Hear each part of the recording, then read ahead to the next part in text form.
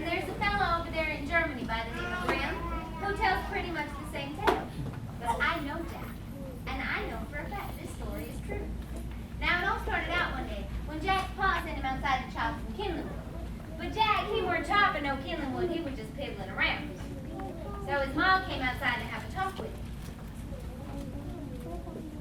What you doing there, boy? Well, I'm just piddling around.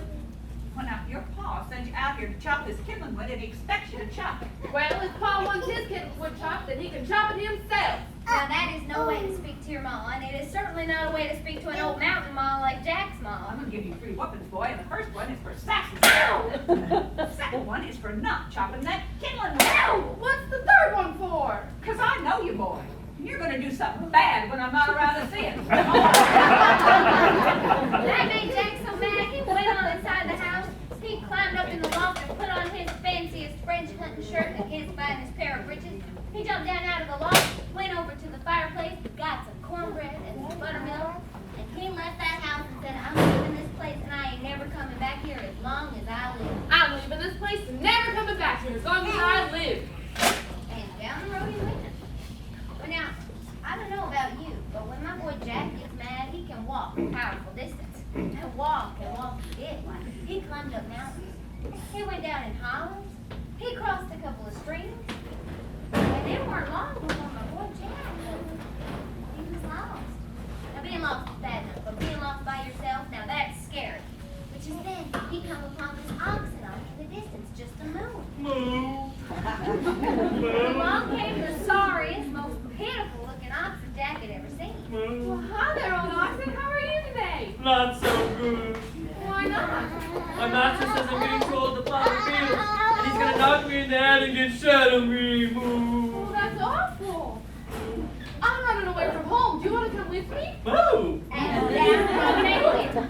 But they didn't get very far at all before they come upon this old donkey just a praying. And along came the sorriest looking donkey Jack had ever seen. Well, hi there, old donkey. How are you today? Not so good. Well, why not? Master says I'm getting too old to haul logs, so he's gonna knock me in the head and get shut of me. Well, that's awful. We're running away from home. Do you want to come with us? And down the road they went. Oh, they made a happy and joyful trio, but they didn't get very far at all before they come upon this old dog just a house. Along came the sorriest looking coon dog. Why, he only had 4 teeth in his whole head. Hi there, old coon dog. How are you today? Not so good. Why not? Well, Master says I'm getting too old to hunt coons anymore, so he's gonna knock me in the head and get shit of Oh, me. that's just awful. We're running away from home. Do you want to come with us? And down the road they went. But they didn't get very far at all before they come upon this kitty cat, just meowing. Meow. And along came the saddest, most pitiful kitty cat. Why, she only had 1 ear and half a tail. Little bugs buzzing around her head. Hi there, old kitty cat. How are you today? Not so good. Why not? Master says I'm getting too old to catch mice, and he's gonna put me in a sack and drown me. That's awful. Moo. We're running away from home. Do you want to come with us? Meow.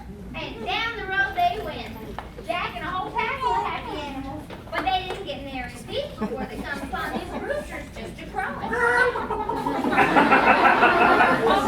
And along came 3 of the most pitiful looking roosters. Why, they only had 9 feathers between them.